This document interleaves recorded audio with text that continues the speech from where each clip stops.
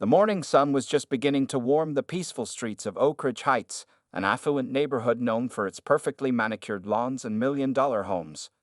Sarah Jenkins, a 32-year-old black woman, moved with steady determination along the sidewalk, her running shoes hitting the pavement in a familiar rhythm. Her breath came out in small, controlled puffs, visible in the crisp morning air. This was Sarah's favorite time to train. At 6:30 a.m., the streets were quiet, and she could focus entirely on her form and breathing. She had been following this same route for months now, preparing for her 7th marathon. The early morning runs had become such a regular part of her routine that many of the neighborhood's early risers, the elderly man walking his golden retriever, the teenage newspaper delivery girl, the garbage truck workers, had grown used to seeing her stride past. Sarah checked her smartwatch, pleased with her pace. She was maintaining a steady 8-minute mile, perfect for her long-distance training. Sweat glistened on her dark skin despite the cool temperature, and her prescribed running attire, black compression leggings, a neon yellow moisture-wicking top, and a runner's hydration pack, kept her comfortable. As she rounded the corner onto Maple Drive, the sound of a police siren made her jump. Red and blue lights flashed in her peripheral vision, and a police cruiser pulled up beside her. Sarah's heart rate, already elevated from running, spiked even higher. She slowed to a stop, pulling out her earbuds.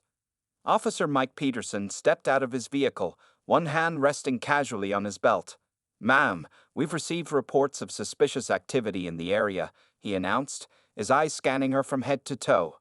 "Would you mind explaining what you're doing here?" Sarah took a deep breath, trying to keep her voice steady.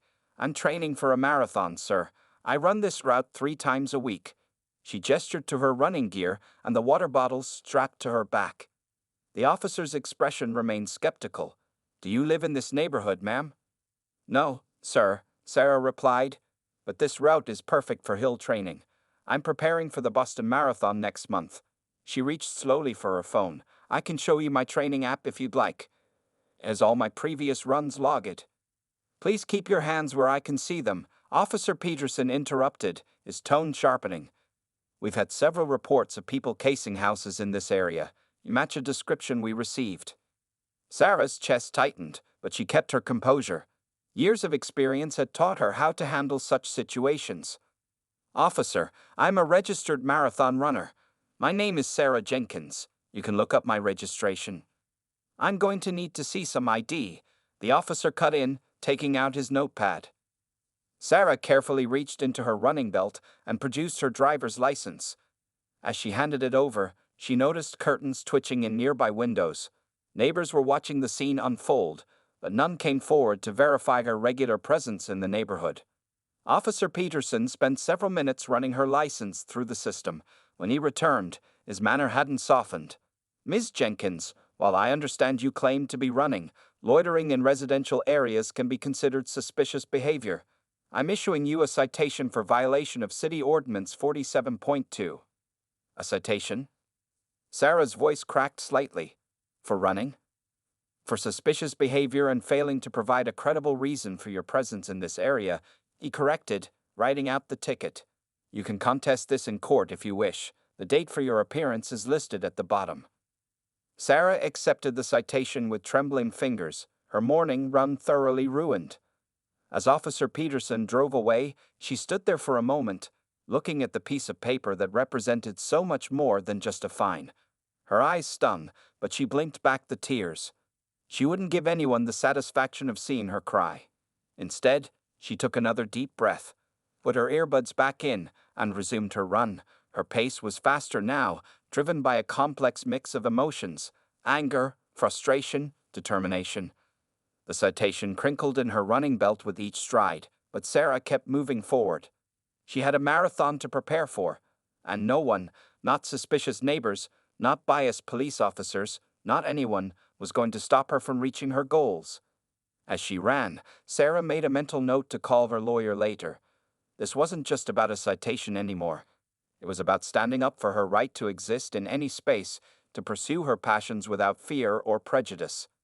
The morning sun continued to rise, casting long shadows behind her as she pushed forward, each step taking her closer to both her athletic goals and what would become an unexpected fight for justice. 2 weeks after the incident, Sarah Jenkins stood in front of the mirror in her apartment, adjusting her navy blue blazer one last time. She had chosen her court appearance outfit carefully, professional, conservative, and neat. Her natural hair was pulled back in a neat bun, and she wore minimal jewelry. Experience had taught her that appearance mattered more than it should, especially in situations like these. The courthouse was a tall, intimidating building made of gray stone and dark windows. Sarah arrived 20 minutes early, passing through security where a guard waved a metal detector around her with bored efficiency. Her footsteps echoed in the marble hallway as she followed the signs to courtroom 304. Inside, the room smelled of wood polish and anxiety. Sarah took a seat in one of the hard wooden benches, watching as other people filed in. Most were there for traffic violations, talking on phones while driving, running stop signs, speeding. She was the only one there for suspicious behavior while exercising. Her lawyer, Patricia Martinez, arrived 5 minutes before the scheduled time. Patricia was a short woman with graying hair and kind eyes that hardened to steel when she was working. "Remember," she whispered to Sarah, "let me do most of the talking." Judge Hamilton can be traditional in his views. As if on cue, a side door opened, and Judge Richard Hamilton entered the courtroom. Everyone rose as the bailiff called out, "All rise." The Honorable Judge Hamilton presiding. The judge was tall and thin, with white hair and wire-rimmed glasses that sat low on his nose.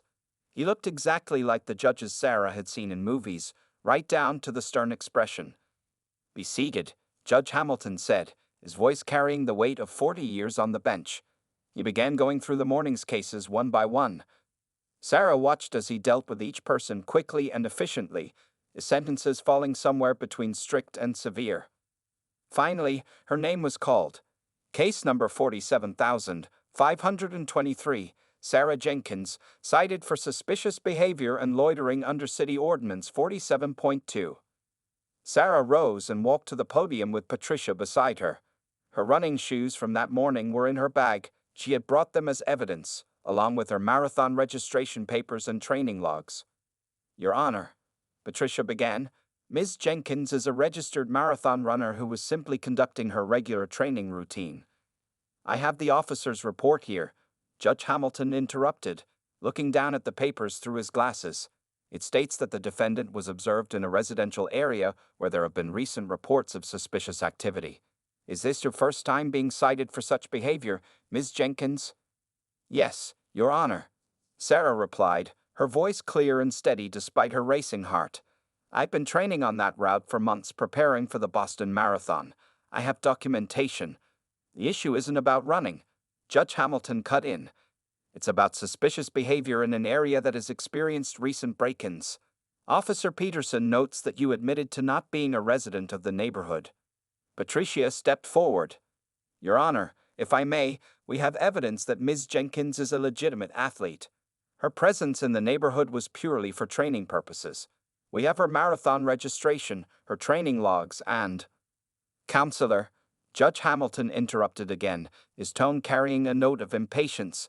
"The citation was issued because your client was observed behaving suspiciously in an area with recent criminal activity. The officer was doing his duty to protect the neighborhood."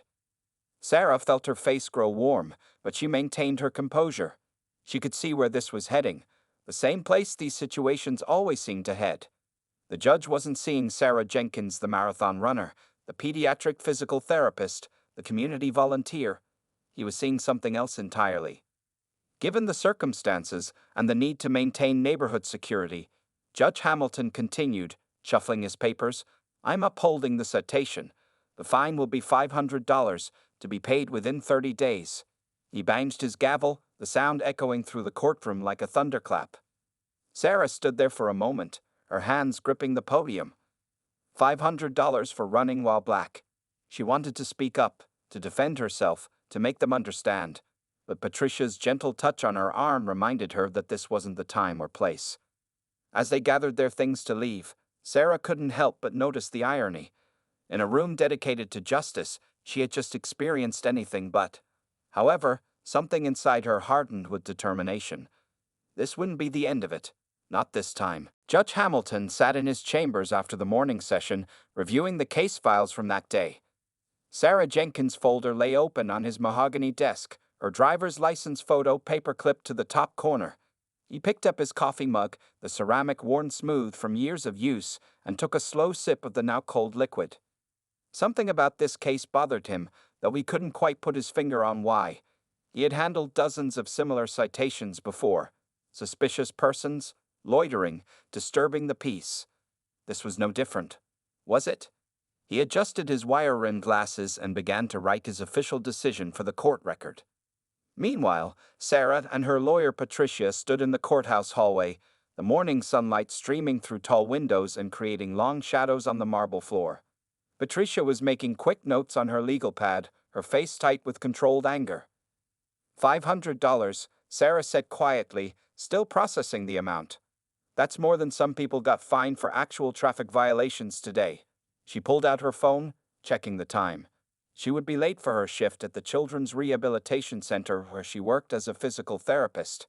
Patricia looked up from her notepad. The fine is excessive, especially given the circumstance. Judge Hamilton has a reputation for being tough, but this, she shook her head. This feels personal.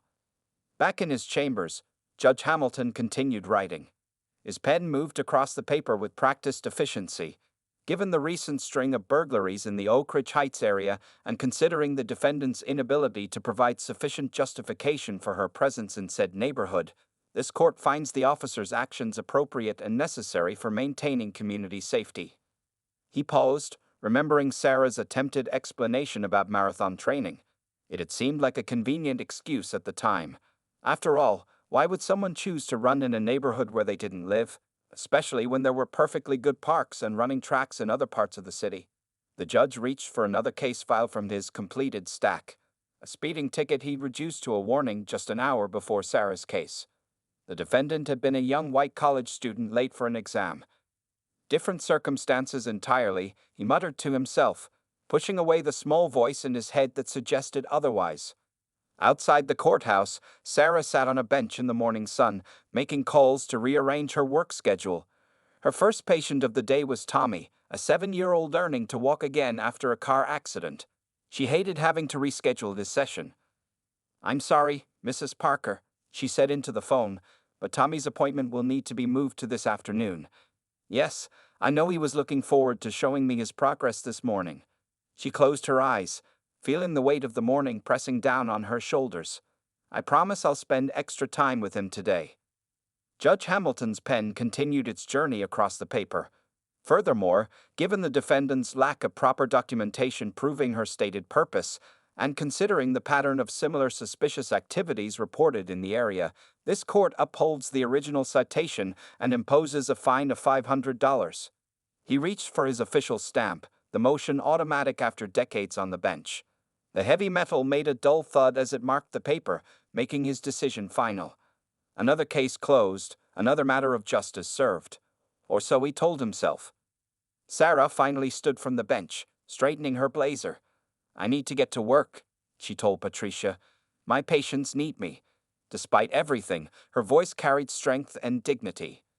Patricia touched her arm gently. "We can appeal this, Sarah. Judge Hamilton's decision seems biased, and the fine is clearly excessive." Sarah looked back at the courthouse, its stone facade now fully illuminated by the late morning sun. "No," she said firmly. "I won't give him the satisfaction of thinking he broke me. I'll pay the fine, but this isn't over." She pulled her running shoes from her bag, looking at them thoughtfully. "I have a marathon to run in 3 weeks. After that." She put the shoes back in her bag with careful determination. "After that, we'll see about making some real changes around here." Judge Hamilton, unaware of Sarah's resolve, filed away her case folder, adding it to the tall stack of decisions he'd made over his long career. To him, it was just another morning in court, just another case of maintaining order in his jurisdiction. He had no idea that this particular decision would soon come back to challenge everything he thought he knew about justice, prejudice, and the power of human determination. Maria Rodriguez, a local reporter for the City Times, was drinking her morning coffee in the courthouse cafeteria when she noticed a familiar face walking past. She nearly dropped her cup as she recognized Sarah Jenkins. The same Sarah Jenkins whose fundraising marathon last year had made headlines across the state. "Sarah," Maria called out, quickly gathering her notebook and pen. Sarah Jenkins? Sarah turned, her professional court attire a stark contrast to the running gear Maria was used to seeing her in at community events. Recognition flickered across Sarah's face. Maria, from the City Times? Maria hurried over, noting Sarah's tense expression and the crumpled court papers in her hand. What brings you to the courthouse? Aren't you preparing for the Boston Marathon? I just got fined $500, Sarah replied, her voice steady but tired, for running in Oak Ridge Heights. Maria's journalistic instincts kicked in immediately. Running? You mean your marathon training? She started taking notes, her pen moving quickly across the paper. The same training that helped you raise $50,000 for children's cancer research last year? Sarah nodded, then checked her watch. I need to get to work. My patients are waiting. But yes, that training. Wait, Maria said, touching Sarah's arm. People need to hear about this. You're not just any runner. You hold the state record for marathon fundraising. You work with disabled children. You're a pillar of this community. As they talked, other reporters in the cafeteria began to take notice. Tom Chen from the Sports Beat and Lisa Murray from Community News moved closer, their interest piqued by Maria's obvious excitement. Is that Sarah Jenkins? Tom asked, recognition dawning on his face. The same Sarah Jenkins who ran 3 marathons in 3 months to raise money for the Children's Hospital. Sarah shifted uncomfortably under the growing attention. She wasn't used to being in the spotlight for anything other than her running achievements and charity work. Look, I appreciate the interest, but I really need to get to work. I have a young patient who's counting on me. Tommy Parker. Lisa chimed in, pulling out her own notebook. The 7-year-old accident survivor. We covered his story last month. You're his physical therapist? Maria's eyes widened as the pieces fell into place. So let me get this straight, she said, her reporter's mind already crafting the headline. You, Sarah Jenkins, state record holder, Children's Hospital fundraiser, pediatric physical therapist, got fined for running in a wealthy neighborhood while training for your next charity marathon? Sarah took a deep breath, realizing this story was bigger than just her morning in court. Judge Hamilton didn't know any of that, he just saw. She gestured to herself, letting the unspoken words hang in the air. The reporters exchanged knowing looks. Tom was already on his phone, pulling up Sarah's impressive running statistics. Lisa had Sarah's previous fundraising campaigns on her screen. Maria was scribbling furiously in her notebook. Would you be willing to share your story? Maria asked gently. People need to know about this, about you, about everything you do for this community. Sarah thought about Tommy waiting for his therapy session, about the other runners who might face similar discrimination, about the importance of standing up for what's right. Okay, she said finally, but can we do this later? My patients come first. The reporters nodded eagerly, arranging to meet Sarah after her work hours. As she left the courthouse, Sarah could hear them already making calls, their voices animated with purpose. By afternoon, the story had taken on a life of its own. Local news websites began posting about Sarah's achievements, her 6 completed marathons, her fundraising records, her work with disabled children.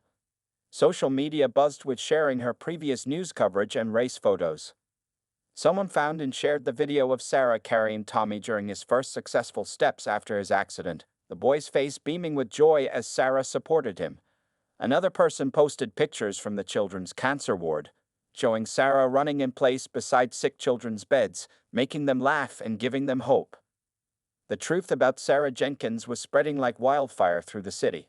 She wasn't just a runner who had been unfairly fined. She was a hometown hero who had been wrongly judged, and now, people wanted answers.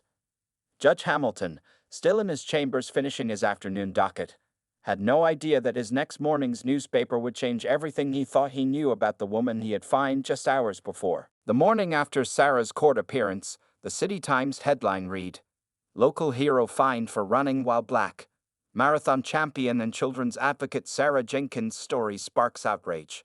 The article spread quickly across social media, and by noon, Sarah's phone wouldn't stop buzzing with notifications.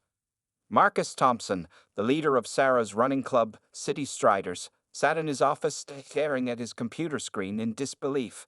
He had known Sarah for 5 years, watched her transform from a novice runner into one of their most dedicated members. His fingers moved swiftly across his keyboard as he composed an email to the club's 300 members. "I can't believe this happened to Sarah of all people," he muttered, shaking his head. Within minutes of sending the email, responses flooded his inbox. Runners from all over the city expressed their shock and anger. Many shared their own stories of being profiled while exercising. At the Children's Rehabilitation Center, Sarah tried to maintain her normal routine, but it was impossible to ignore the growing storm outside. Parents of her patients brought in newspaper clippings and showed her supportive social media posts on their phones. Tommy Parker's mother had tears in her eyes as she hugged Sarah. "You've helped my son walk again," Mrs. Parker said firmly. "How dare they treat you like a criminal for running in their precious neighborhood?" By mid-afternoon, the city Striders had organized a peaceful protest run. Word spread through running apps and social media. The plan was simple. They would run Sarah's exact training route through Oak Ridge Heights, but this time, they wouldn't be alone. At 5:00 p.m., over 200 runners gathered at the starting point of Sarah's regular route. They wore their brightest running gear and carried signs that read, "Running is not a crime," and "Justice for Sarah." Marcus had coordinated with local police to ensure everything remained peaceful. Sarah stood at the front of the crowd, overwhelmed by the support. Runners she had never met came up to share their stories. An elderly white woman who lived in Oak Ridge Heights approached her with tears in her eyes. "I've seen you run past my house every morning," the woman said, holding Sarah's hand. "I should have spoken up when they stopped you. I'm so sorry." The run began exactly at 5:30 p.m. It was a powerful sight. Hundreds of runners, moving in solidarity through the streets where Sarah had been stopped. Local news crews captured the moment, their cameras focusing on the diverse group of people who had come together to support her. Social media exploded with images and videos from the run. The hashtag #RunWithSarah started trending locally, then nationally. Other running clubs across the country began sharing similar stories and organizing their own solidarity runs. Civil rights activists joined the conversation, pointing out how Sarah's case highlighted the ongoing issue of racial profiling. They shared statistics about similar incidents and called for changes in how law enforcement and the justice system handled such situations. Back at the city's Striders clubhouse after the run, Sarah sat surrounded by fellow runners and supporters. Her phone showed missed calls from national news networks wanting to interview her. The local running store had called to offer to pay her fine. 3 different civil rights attorneys had reached out offering to take her case pro bono. "I just wanted to train for my marathon," Sarah said quietly to Marcus, watching the crowd of supporters. "I never expected this." Marcus squeezed her shoulder. "Sometimes the best races are the ones we didn't plan to run," he replied. "Look at what you've started." Indeed, what had started as one woman's unfair treatment was quickly becoming a movement. Runners across the city were organizing regular group runs through different neighborhoods, breaking down invisible barriers that had divided communities for too long. The evening news showed clips from the protest run, interviewing participants and community members. The reporter ended the segment with a powerful statement. "Sarah Jenkins has spent years helping others cross finish lines. Now her community is helping her fight for justice, one step at a time." As Sarah finally headed home that evening, exhausted but moved by the day's events, she checked her running watch. Despite everything, she had managed to log 8 miles today. "Well," she thought to herself with a small smile, "at least I didn't miss my training." Little did she know, this was just the beginning. The story had caught the attention of someone who would soon bring about an unexpected turn of events. Judge Hamilton himself was about to face his own personal marathon of conscience. Judge Richard Hamilton's morning routine hadn't changed in 20 years. Every day, he would wake up at 6:00 a.m., make his coffee, and read the newspaper at his kitchen table. But this morning was different. As he opened the City Times, his coffee cup froze halfway to his mouth. There on the front page was Sarah Jenkins' face, not the driver's license photo from his court documents, but a vibrant image of her helping a small boy take his first steps after an accident. The headline made his stomach turn. "Judge finds local hero. The truth about Sarah Jenkins." His hands trembled slightly as he read the article. Marathon champion, children's advocate, record-breaking charity fundraiser, physical therapist. Each accomplishment hit him like a physical blow.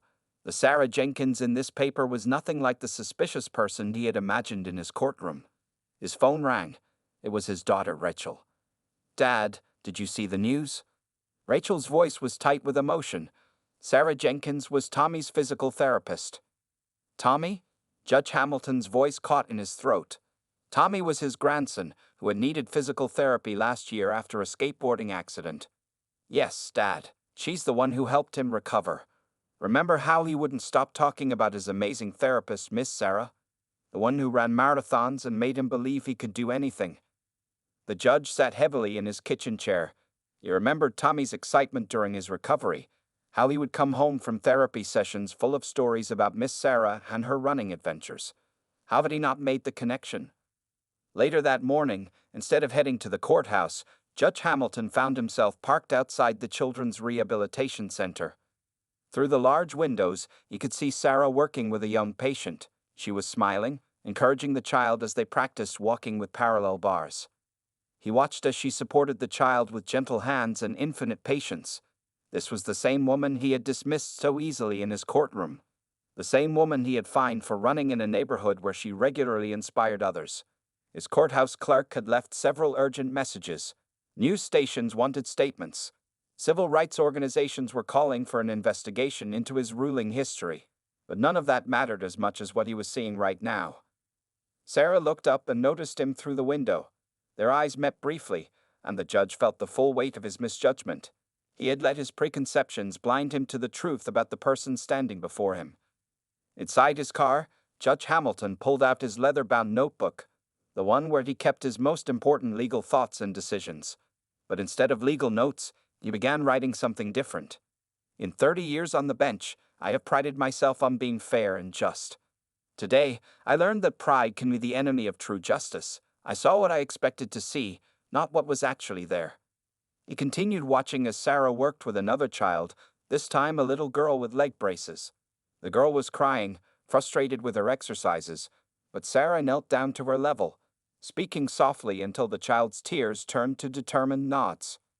Judge Hamilton thought about all the times he had handed down similar judgments, all the times he might have let his biases affect his decisions. How many other Sarah Jenkinses had stood before him, their true stories unheard? He picked up his phone and called his clerk. "Cancel my afternoon appointments," he said firmly, "and contact Ms. Jenkins' lawyer. Tell her I want to schedule a special hearing." As he started his car, he noticed a group of runners passing by the rehabilitation center. They waved at Sarah through the window, and she waved back. Some wore shirts with the hashtag Run with Sarah. The judge realized that this wasn't just about one wrong decision or one unfair fine. This was about seeing people, really seeing them, for who they were, not who he assumed them to be. On his drive back to the courthouse, Judge Hamilton passed the spot where Sarah had been stopped by the police. A new sign had been posted there: "Community running route.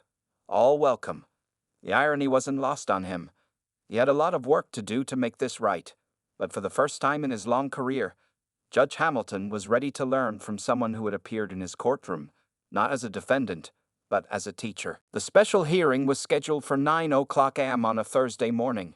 Unlike regular court sessions, this one drew a crowd that filled every seat in courtroom 304. Reporters lined the back wall, their cameras ready. Members of the City Striders Running Club sat together, wearing their bright orange club shirts in support. Sarah arrived early, again dressed in her professional attire, but this time she walked with a different kind of confidence. Her lawyer, Patricia Martinez, seemed puzzled by the unusual summons but remained alert and prepared for anything. At exactly 9:00 a.m., the bailiff called out, "All rise. The Honorable Judge Hamilton presiding." The judge entered, but something was different about him. The stern expression he usually wore had been replaced by something softer, more human. He adjusted his wire-rimmed glasses and looked directly at Sarah. "Please be seated," he began, his voice carrying clearly through the hushed courtroom. "We are here today for an extraordinary purpose. Ms. Jenkins, would you please approach the bench?" Sarah stood, smoothing her blazer as she walked forward. Patricia moved to join her, but Judge Hamilton held up his hand. "That won't be necessary, counselor. This isn't a legal proceeding. This is about something more important than law." The room fell completely silent as Judge Hamilton removed his glasses and placed them carefully on his desk. He looked older suddenly, more vulnerable. "Ms. Jenkins," he started, then paused and corrected himself. "Sarah, I owe you an apology, not just as a judge, but as a human being." A murmur ran through the courtroom. Reporters leaned forward, their pens scratching quickly across notepads. "Last week in this very courtroom, I made a decision based not on evidence, but on prejudice. I saw what I expected to see, rather than who was actually standing before me." The judge's voice wavered slightly. "I failed to see a dedicated athlete, a compassionate healer, and a valuable member of our community." Sarah stood quietly, her hands clasped in front of her, listening to each word. "I've learned that you were the physical therapist who helped my own grandson recover from his accident last year," Judge Hamilton continued. "Tommy still talks about how you inspired him to never give up. The irony of my failure to recognize you, to truly see you, is not lost on me." He picked up his gavel, turning it slowly in his hands. "This tool is supposed to represent justice, but justice without understanding is no justice at all. Today, I am overturning my previous ruling and dismissing all charges against you." The judge then did something unprecedented. He stepped down from his bench and walked around to where Sarah stood. The bailiff shifted nervously, but Judge Hamilton waved him off. "More importantly," he said, now standing at eye level with Sarah, "I want to apologize personally for the hurt and humiliation I caused you. I was wrong, and I am deeply sorry." Sarah's eyes glistened with tears, but her voice was steady when she spoke. "Thank you, Your Honor. But this isn't just about me. It's about everyone who has faced similar judgment based on how they look or where they choose to run, walk, or simply exist." Judge Hamilton nodded solemnly. "You're absolutely right, which is why I'm not stopping at just an apology." He turned to address the entire courtroom. "Today, I am announcing the formation of a community advisory board to review our court's handling of similar cases. Ms. Jenkins, I would be honored if you would consider being its first member." A spontaneous applause broke out in the courtroom. The City Striders members stood up, cheering. Even Patricia was smiling now. Furthermore, the judge continued once the room quieted, "I am recommending a full review of all similar citations issued in the past year, and I will be working with the police department to implement new training programs addressing unconscious bias." Sarah looked at the judge, seeing not the stern authority figure from their first encounter, but a man capable of growth and change. "I would be happy to help, Your Honor." Judge Hamilton smiled for the first time since the hearing began. "Please call me Richard." He turned to address the courtroom one final time. "This court is adjourned, but our work, our real work, is just beginning." As people began filing out of the courtroom, Sarah's phone buzzed with a text from Tommy Parker. "Miss Sarah, did you really make a judge say sorry? You're my hero." She smiled, knowing that sometimes the most important victories happen not on marathon courses, but in unexpected places like this. 3 months after the special hearing, the morning sun rose over a very different Oak Ridge Heights. Runners of all backgrounds jogged freely through the streets, their presence no longer drawing suspicious glances or police calls. Among them was an unlikely pair that had become a regular sight in the neighborhood. Sarah Jenkins and former Judge Richard Hamilton, now retired from the bench, ran side by side at a steady pace. Richard had started joining Sarah's morning runs as part of his own journey of change, though he could only manage a mile compared to her marathon distances. "You're improving," Sarah said encouragingly, slowing her pace to match his. "Remember when you could barely make it to the end of the street?" Richard laughed between breaths.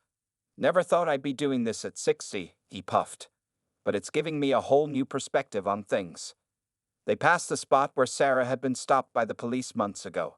Now, a community bulletin board stood there, displaying upcoming charity runs and community events. The latest flyer announced the Run for Unity Marathon, organized jointly by the City Striders and the newly formed Community Justice Initiative. At the Children's Rehabilitation Center, changes were visible too.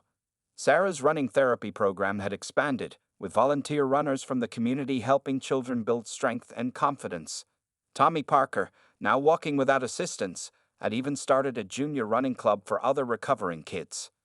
The police department had undergone its own transformation, Officer Peterson, who had issued Sarah's original citation, had completed the new bias recognition training program, one that Sarah herself had helped design.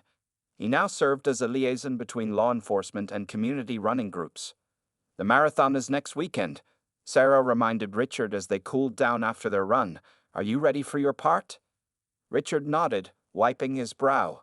He would be at the finish line, not as a judge, but as a volunteer, handing out medals to finishers. It was a small gesture, but a meaningful one. Back at the community center, Sarah led a meeting of the advisory board she now chaired.